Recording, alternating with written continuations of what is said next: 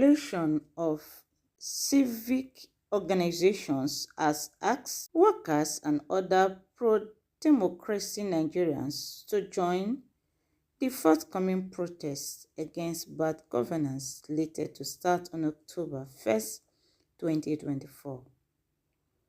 In a joint statement obtained by Sahara reporters on Thursday, the civic groups maintained that Nigerians need to participate actively in the nationwide protests because of President Bola Tinubu's failure to address issues that push millions of citizens to hold the End Bad Governance protest in August. The statement was jointly signed by Hassan Taiwo Soweto, National Coordinator, Education Rights Campaign, ERC, Loye Adegboyega Adeniji, Chairman, Movement for Fundamental Change, MFC, Francis Wampa, National Secretary, Youth Rights Campaign, YRC, Abiodun Aremu, Secretary,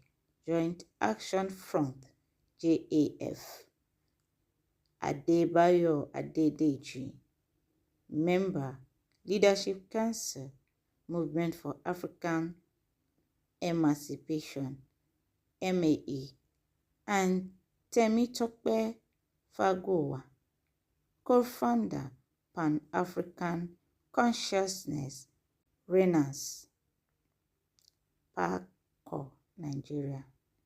The groups added that President Tinubu's actions in the last few days showed that his government was not ready to listen to the wailings and pains of Nigerians. The statement reads, "We are here once again to invite you on another journey to redeem our nation as we continue to stand against all the anti-poor policies and programs of the regime that are orchestrated to impoverish our people, despite the abundance of words to make life easy and more rewarding for all citizens of our dear country. As is obvious to everyone, none of the demands of our 10 days of rage in August has been met. Rather, President Bola Ahmed Tinubu simply went ahead to use our national treasury to procure luxury cars, aircraft, and other luxuries for himself and the first family without caring a whole about the plea of hungry Nigerians. To show the absolute disdain that the federal government holds the people, Tinubu has gone ahead to now unleash on the Nigeria another round of hike in fuel price earlier this month. As we speak, price of fuel hovers between 900 per litre to 1,900 per litre, depending on which parts of the country you are. Meanwhile, less than 2 years ago, a litre of fuel did not cost more than 200 naira per litre. This is outrageous. This is intolerable. As a direct consequence of this increment, life has become unbearable for many Nigerian people. Many are starving as the increase in fuel price has also impacted food prices. Inflation has rendered the 70,000 new national minimum wage irrelevant and incapable of bringing any relief to Nigerian workers. At the same time, the share price in the cost of imported goods has rendered traders and shopkeepers redundant as shops are overflowing with goods that no one is ready to buy. The situation has also affected businesses and industries. Nothing less than 10 multinational firms have left the shores of Nigeria between May last year, leading to even more job losses. Based on the foregoing, we of the End Bad Governance movement decide to declare October 1st, 2024 as National Day of Survivor. On this day, we call on the Nigerian people, workers, students, youths, the unemployed, traders, and the poor to come out in peaceful protest and demonstrate against the excruciating condition of hardship, poverty, and hunger imposed on us by President Tinubu's decision to implement IMF World Bank inspired anti-poor capitalist policies of fuel price hike, electricity tariff hike, school fees hike, and naira devaluation. We also call on the Nigerian people to utilize this day to demand with one voice the immediate and unconditional release of all EndSARS and End Bad Governance protesters in police and prison custodies, as well as freedom for detained journalists, whistleblowers, activists, and all victims of state repression. The groups explain further one of the many reasons they backed the planned protest is that whereas every October 1st is a day to celebrate national independence, we do not think our country has anything to celebrate this year. Nigerians are neither happy nor free after 64 years of political independence from colonial Britain. The statement continued, rather, the Nigerian working masses are poor, hungry, and hardly surviving. Since coming to power, the Tinubu regime has imposed unprecedented hardship on millions of Nigerians and pushed them into multi-dimensional poverty and monumental misery. Many working families are at the point of starvation. Several people have lost their jobs. The middle class has been destroyed. The rate of suicide is increasing. Despite this, President Tinubu continues to drive towards these criminal anti-people policies. Petrol price is now 4 times higher than it was in May 29 last year.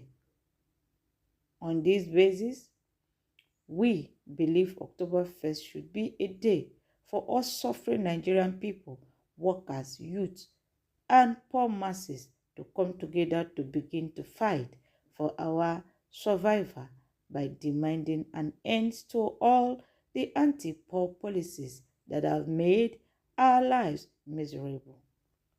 Secondly, Nigerians 64th independence anniversary is coming at a period when our country's had one civil rule is no more distinguishable from military rule. When democracy now looks like despotism, the judiciary is captured, the citizens are enslaved, while a simple exercise of the freedom to protest is deemed treasonable.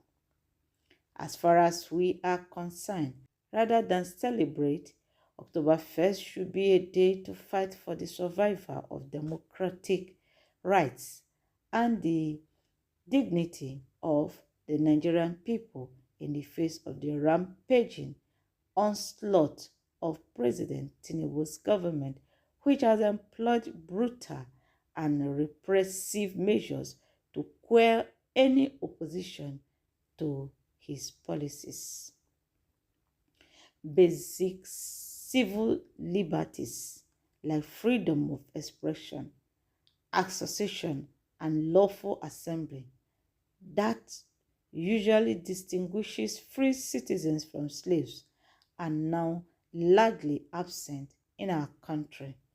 For instance, 10 young Nigerians and activists have been charged with treason and may face the death penalty if found guilty, just because they displayed placards saying "End Bad Government" during the End Bad Governance protest in August. Also, despite that, the Federal High Court (FCT) Abuja gave them bail since 11 September. A majority of the activists continue to languish in Kuje prison, where they are being held due to the onerous conditionalities attached to their bail.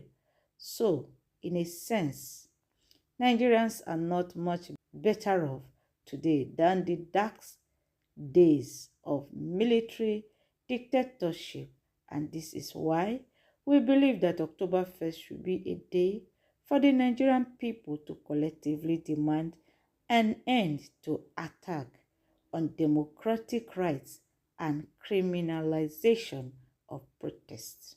So, in a nutshell, these and many more are the reasons we have named October 1st a National Day of Survivor.